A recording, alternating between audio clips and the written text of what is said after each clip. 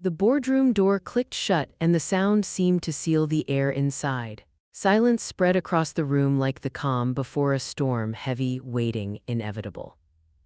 Through the glass walls, the city glittered in the late afternoon light, unaware that inside this polished space, something irreversible was about to happen.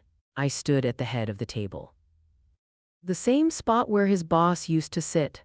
Now it was mine. In my hand was a slim black folder, just a few pages, a few signatures, a few decisions that had taken years to build and seconds to execute.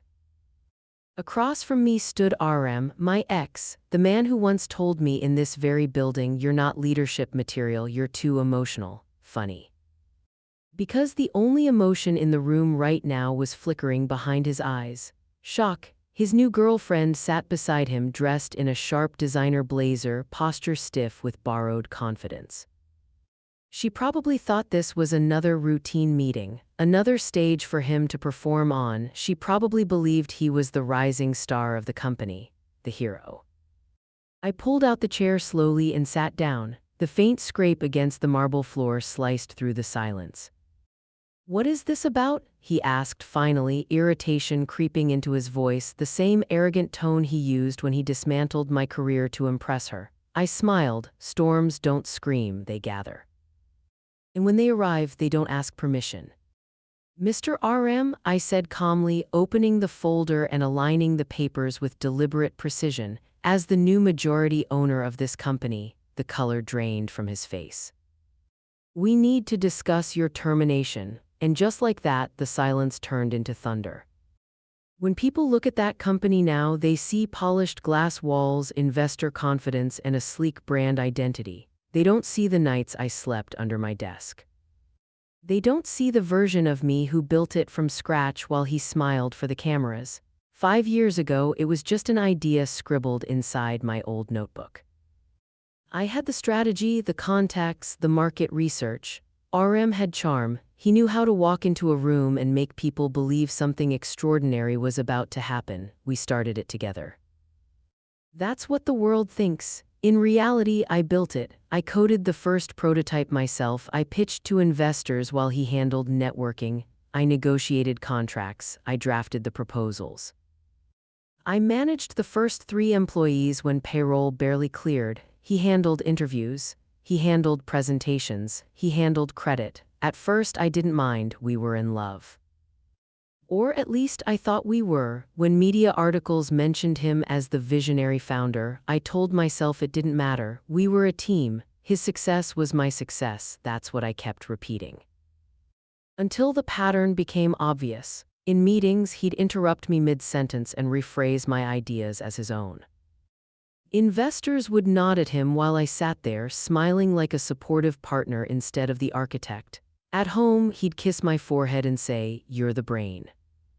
"I'm just the face." It sounded affectionate. It was. Then she arrived, new marketing intern, fresh out of college, prettier, younger.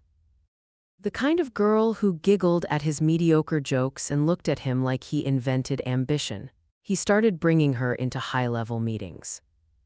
"At least she understands branding," he'd say casually, glancing at me. "Understand branding? I built the brand." Slowly, he began sidelining me.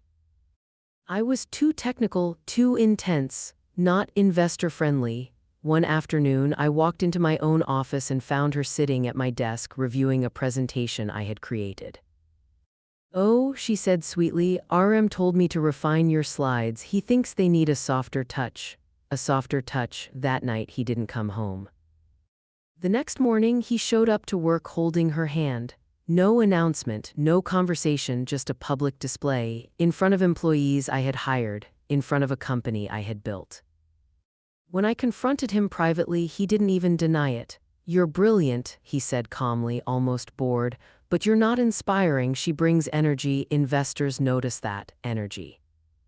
That's what he called betrayal. Within weeks, I was pushed out of key decisions. My equity was diluted under the excuse of restructuring. My title shifted from co-founder to chief operations officer, behind the scenes, out of sight.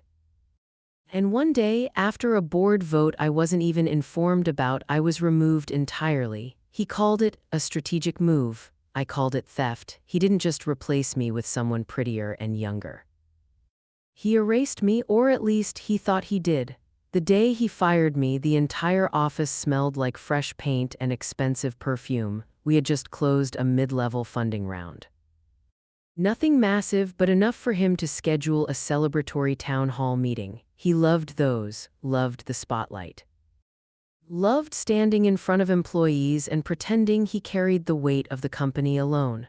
I stood near the back of the open workspace, tablet in hand, reviewing operational updates. I had finalized 3 vendor contracts that week, secured a distribution deal, fixed a logistics crisis no one even knew existed, invisible victories. He stepped onto the small platform near the conference area, smiling like a politician. Team, he began, spreading his arms dramatically. This success is the result of bold leadership and vision. Vision, I knew exactly whose vision it was. His new girlfriend, Lena, stood near the front row in a fitted cream dress, looking at him like he was rewriting history in real time. Maybe he was. He talked for 10 minutes about strategy. My strategy, he presented the growth roadmap I had drafted as if it came to him during a shower epiphany. The employees clapped, then he said my name.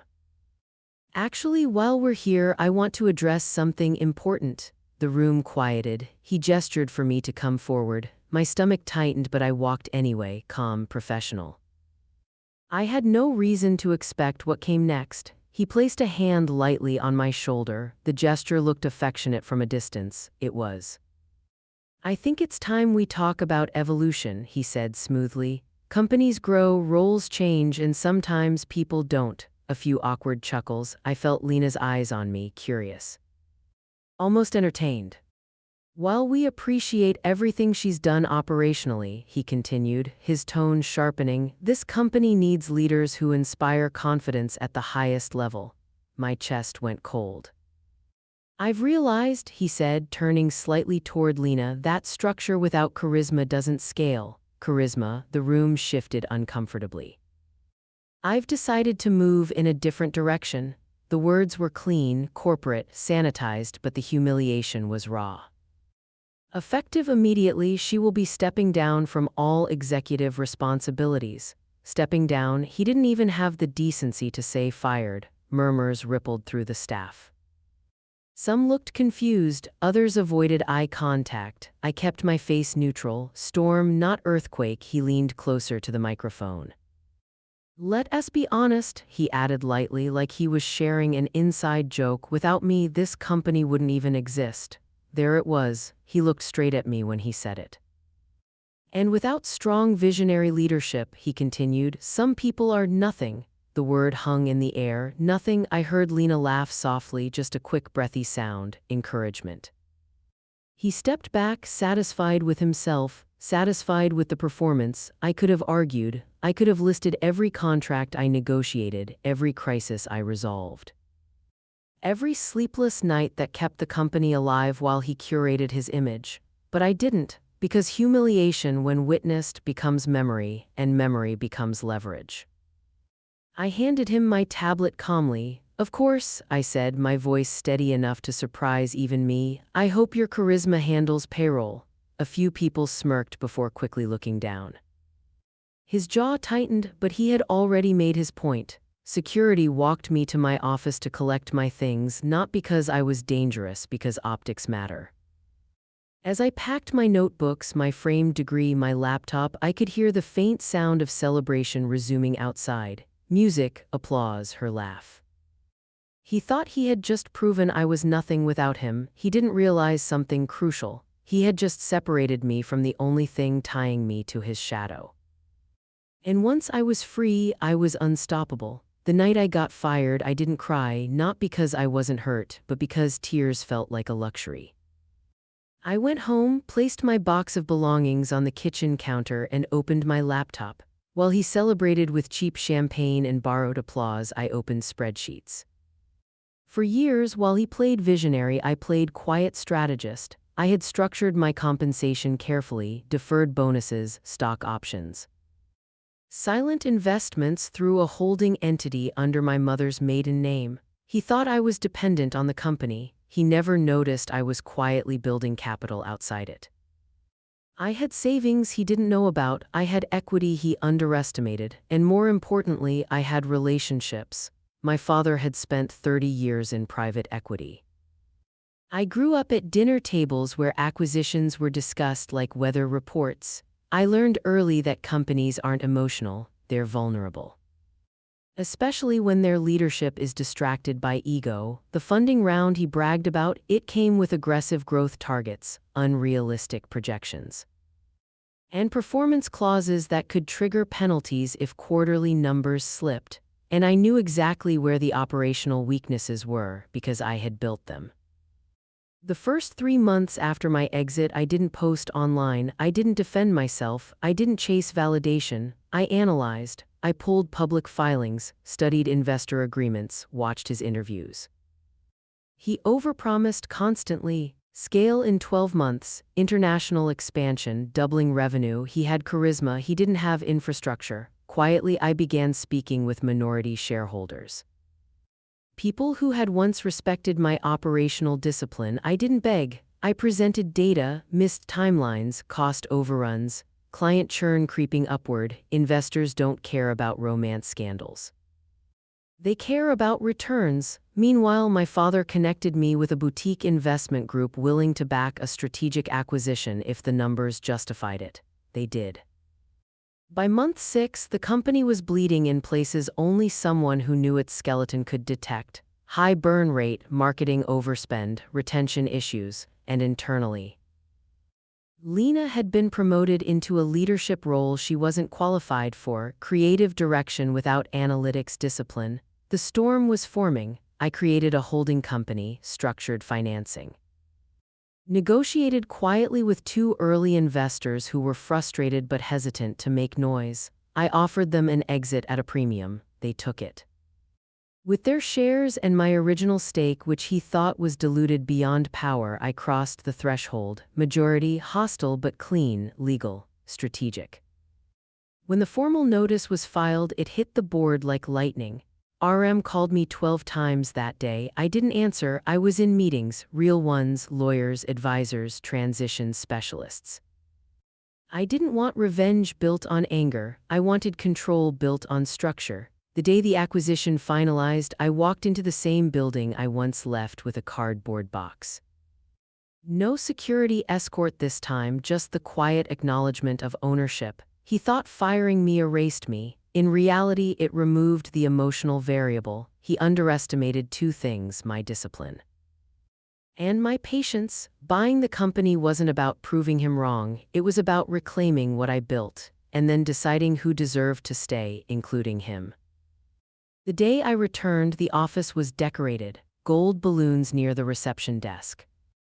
A banner stretched across the glass wall: "Congratulations, RM, new CEO." I paused for a moment in the lobby, taking it in. The irony was almost poetic. He had finally crowned himself king. The receptionist looked up, confused for half a second, then stood abruptly. Word travels fast when ownership changes overnight. "I'll announce you," she whispered. "No," I said calmly. "I'll walk in." The elevator ride felt slow, deliberate, each floor lighting up like chapters closing. When the doors opened, music was playing, champagne glasses clinked. Employees gathered around the central space where he stood, wearing a navy suit tailored just tight enough to scream confidence. Lena was beside him in red, of course she was. He had one hand resting at her waist as he addressed the team. "This company," he declared, smiling wide, "is entering a new era, bigger, bolder, unstoppable." Unstoppable, that word again. I stepped forward, my heels clicked against the marble floor. Sharp, measured, one by one conversations faded, heads turned, the music lowered awkwardly. He saw me. And for a split second his expression didn't change, then it did. Confusion. I wasn't supposed to be there. Lena's grip tightened slightly on his arm. Her eyes narrowed, scanning me up and down like I was an inconvenience. I walked straight through the crowd. No hesitation, no apology. Confidence isn't loud, it doesn't need to be. "Interesting timing," he said finally, forcing a smirk. "Didn't realize former employees were invited." Former, I almost smiled. Before I could respond, the head of legal stepped forward from behind me. Actually, he said clearly, projecting his voice so the entire office could hear, there's been a change in ownership effective this morning. The room shifted. RM laughed lightly. Yeah, I'm aware, that's why we're celebrating. The lawyer didn't smile. The majority acquisition finalized at 8:42 a.m. Silence. RM's smile thinned. And, he said. And the new majority shareholder is present. Every eye moved to me, the moment stretched thin like glass about to crack. I held his gaze, then I spoke. As of today, I said evenly, I am the controlling owner of this company. The words landed slowly. Lena's face drained of color first. RM blinked once, twice. No, he said quietly, almost to himself. That's not possible. It is, the lawyer confirmed, handing him a folder. The documentation has been filed. Board transition begins immediately. The champagne flute slipped slightly in Lena's hand. She set it down carefully as if sudden movements might shatter the illusion. RM opened the folder. His eyes moved rapidly across the pages. Signature after signature. Mine, investors he trusted, shares he thought were secure. You can't just, he started. I didn't just, I interrupted softly. I prepared. The crowd wasn't cheering anymore, they were watching history rearrange itself. His posture changed. The same man who once stood tall in front of me now looked smaller. Like someone who had just realized the ground beneath him was never solid. Lena stepped back slightly, not dramatically, just enough. Distance speaks volumes. He looked at her, then back at me. This wasn't a confrontation, it was a coronation. And this time I didn't need applause. People think revenge is loud, they imagine screaming matches, public breakdowns, dramatic exits. But the most dangerous kind of revenge is silent. It's the woman who listens when you underestimate her, the woman who smiles when you interrupt her, the woman who walks away without arguing. Not because she's weak, because she's calculating. When he told me I was nothing without him, he believed it. He believed charisma was power, that volume was dominance. That replacing me with someone prettier meant upgrading. He confused visibility with value, and that was his mistake. Self-worth doesn't beg for recognition, it builds quietly, it prepares. It studies the system. It waits for the right moment, not to destroy but to reclaim. I never wanted to ruin him. I wanted to prove to myself that I was never small, never secondary, never dependent. A silent woman isn't harmless, she's observant, she's patient, she's strategic. She remembers every slight, not with bitterness but with clarity. She turns humiliation into fuel. She turns rejection into redirection. While others chase applause, she studies contracts. While others flirt with attention, she builds leverage, and when she finally moves, she doesn't need to shout. The results speak for her because real power doesn't announce itself. It arrives prepared, it signs documents, it shifts ownership, it rewrites narratives without raising its voice. The world often mistakes softness for weakness, stillness for surrender, silence for submission, but silence can be a weapon, not the kind that destroys recklessly, the kind that dismantles precisely. So if someone ever tells you that you're nothing without them, let them believe it. Let them grow comfortable. Let them grow arrogant. Let them build their confidence on the illusion that you need them more than they need you. And while they celebrate too early, you build, you plan, you elevate. Then one day, when the room is quiet and the balance of power has shifted without noise, they'll finally understand. You were never nothing, you were just waiting.